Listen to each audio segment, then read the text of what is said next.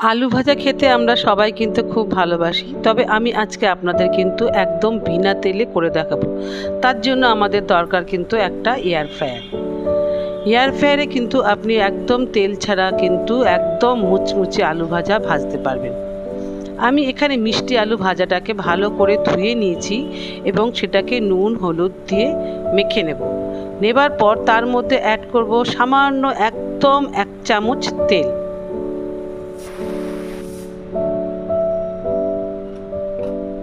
তার আগে এয়ার ফ্রাইটাকে কিন্তু আমি প্রিহিট করতে দিয়েছিলাম।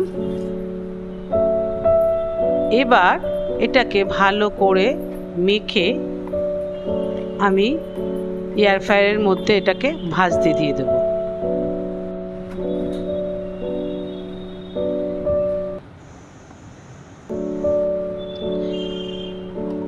এয়ার ফ্রায়ারের কন্টেনারের মধ্যে সামান্য একটু তেল একটু স্প্রেড করে দিতে হবে।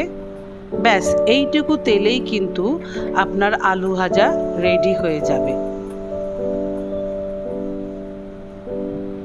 আলু ভাজা খেতে আমরা ভালোবাসি, কিন্তু তখনই কিন্তু আমাদের চিন্তা হয় যে কারণ প্রচুর তেল লাগে একটু আলু ভাজা খেতে। এবং অনেকেই আমরা আছি যারা তেল খেতে পছন্দ করি না এবং ডাক্তাররাও কিন্তু ফ্রাইড জিনিস খেতে না করে, তখন কিন্তু আপনারা এইভাবে এয়ার ফ্রায়ারে আলু ভেজে নিতে পারেন। এবার আমি এয়ার ফ্রায়ারটাকে অন করে দিলাম। 190 টেম্পারেচারে আমি 20 মিনিটের জন্য এটাকে সেট করে দিলাম। ব্যাস আপনার কিন্তু আর কোনো কাজ নেই, এটা কিন্তু আপনা আপনি হতে থাকবে। মাঝে একবার আপনাকে একটু এটাকে বার করে নিয়ে একটু ভাজাগুলোকে একটু এপিট ওপিট করে দিতে হবে।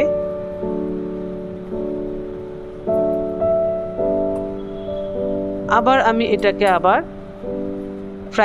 এয়ার ফ্রাইটাকে আবার সেট করতে দিলাম।